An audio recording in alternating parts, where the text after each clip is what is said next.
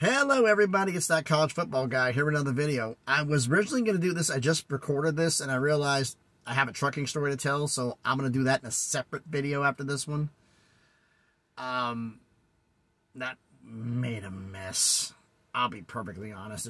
I'll do it after this one. I might have to do it tomorrow because I'm going to have to see what's going on here in the office. They've already asked me right after I finished recording the video, which was 19 minutes long, and those have been around knowing the fact that those videos take forever and a year to upload, so I was trying to hope this one would work better. For those who want to know where I'm at, I'm in Westchester, Ohio, which is a township of Westchester, Ohio, just north of Cincinnati, here in a yard that my company shares, and I'll get into all of this in the other video. But we're finally back to doing schedule previews, and now it's time to start the group of five. We're starting with the team that was the best group of five last season, and that was the champions of the AAC, the American Athletic Conference, Tulane, who arguably, unless someone could show me something otherwise, had the greatest season, I think, in their program's history, going 12-2. So as we do these schedule previews, we're going to do like I've done with all of these. I'm going to go through the non-conference games from last season and this season. We'll decide who's better. Yeah, that sun's like right here. It's not nice. I'm going to go through the entire last season schedule and this season's schedule and decide which better. And I'm going to pretty much tell you last season's schedule is going to be better because of what they did on the way out. They knocked it out the park. All right, so the non-conference games from last season. We start off with home against UMass, home against Alcorn State, at Kansas State. Yeah, they faced the Big 12 champs on the road. And home against Southern Mississippi. One Power 5, two Group of 5, one FCS, the Power 5 on the road. This season's non-conference games. Home against South Alabama, home against Ole Miss, stepped up a little bit, at Southern Mississippi, and then home against Nicholls State. One Power 5, two Group of 5, one FCS. One of the Group of 5s is on the road. So since the Power 5 was on the road last year, and it was Kansas State, I gotta say last season's non-conference schedule was tougher. Now, the entire schedule from last season, going 12-2. I'll read it off and give you what they happened here. Home against UMass, they win 42-10. Home against Alcorn State, they blanked them, shut them, blew them up, beat them up 52-0. At Kansas State, won 17-10. We should have known something at that point, shouldn't we? That was just that was a big win, big win. Home against Southern Mississippi, lost 27-24. That was a bit of a shocker. I'm thinking perhaps they were on too much of a high after the Kansas State game and just overlooked Southern Mississippi and just sleptwalked through it and lost. They start off conference play at Houston, win 27-24 in overtime. Then it's home against East Carolina, ECU, win 24-9. At USF, South Florida, win 45-31. Home against Memphis, win 38-28. Then they get the bye. So 7 games before the bye, 5 games after the bye. At Tulsa, win 27-13. Home against UCF, lose 38-31. Home against SMU, win 59-24. At Cincinnati, win 27-24.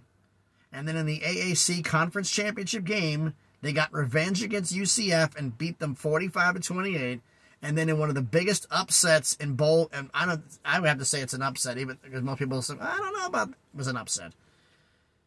They played USC in the Cotton Bowl and beat them 46-45. That is a huge win. So not only did they beat one of perennial college football powers, SC, in a New Year's 6 game, they beat the regular season Big 12 Conference Championship champion, Kansas State. They split with UCF, they beat Cincinnati, they beat Houston. All 3 teams that left for the Big 12, they beat every single one of them in 1 year when they're on their way out. Thank you very much. Beat you. Bye. Got them all on the way out. That's an incredible season. Now this season, what do they have in store?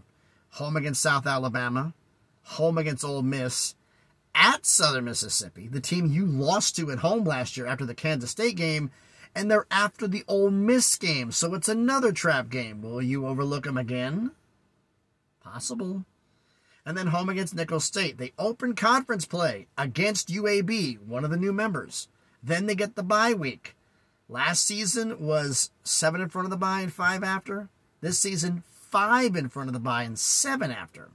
That may play a role here. They come out of the bye at Memphis, one of their tougher opponents of the year. A team they could end up playing in the... this is not a prediction video, but they could be playing Memphis in the AAC championship game, so this could lay importance to that. Home against North Texas, another new member. At Rice, another new... I don't know if Rice is a member or not. I'm trying to blank. I don't think they are. I think they are. Yes, they are. At East Carolina, ECU. Home against Tulsa. At Florida Atlantic, new member. And home against UTSA, Texas San Antonio, another new member. So, which schedule is tougher? I judge these by the road games. That's the best way I think to judge them. Last season's road games, at Kansas State, at Houston, at USF, at Tulsa, at Cincinnati. For Group of 5, that's a pretty good bit. This season, at Southern Mississippi, at Memphis, at Rice, at East Carolina, at Florida Atlantic. Yeah, I'd say last season's is tougher. But you can let me know what you think down in the comments. So thanks everybody for watching this video. We're going to get a taste to see what this newer members of Conference USA, all the newcomers are going to do. And Tulane plays 1, 2, 3, 4, 5 of them. Was this a way to gift wrap them so they can get some more wins? Part of me is wondering if they did that to artificially inflate Tulane's record, because remember with the, this is not the last, next year's I think next season is the season with the college football playoff. Shouldn't you have done that next season? But I guess they want to inflate them this year. But first, as I said, thanks everybody for watching the video. If you haven't done anybody, smash the like button, hit the thumbs up. It helps with the algorithm. It helps the video be seen by more people. Comment on the video, please. Now, 3 questions I have for you. 1, do you think last season's non-conference games were tougher, or do you think this season's non-conference games were tougher? I think it's last season because of that Kansas State road game. Question 2, do you think last season's schedule is tougher, where they faced all 3 of the outgoing members, or do you think this season's schedule is tougher with all the newer members? I think, personally, it's last season's schedule, because they had a lot tougher competition, and Kansas State on the road. And Kansas State, everybody remembers the fact that, they won the champions. Kansas State has been good for a while. This is not exactly a stunning new revelation here, folks. Kansas State's been good for a while. They've been going to bowl games for a while. And the third question, excuse me, do you think, now they went 12-2 this past season, counting the conference championship game. Now, this isn't a prediction video from me. But counting the conference championship game, do you think they have a shot to win double-digit games again this year? Answer that question for me down in the comments. And if you haven't done so already, subscribe to the channel. For all of you who have subscribed already and are going to subscribe, thank you very much. We just got past 400 subscribers. That I was beginning to wonder if that was ever going to happen, because it was up, down, yo-yoing at the end. But got there, and thank every single one of you. On the road to 500, on the slow crawl to 1,000. I got an important video to do in about, let's see here. 9 days.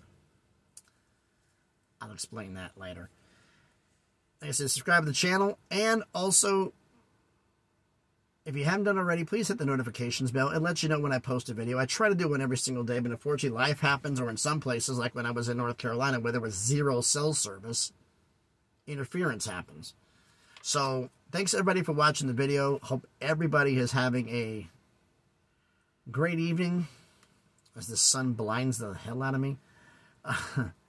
Try to be safe out there. It took me forever to get here today because there was so many accidents. Cars just running in the back of each other.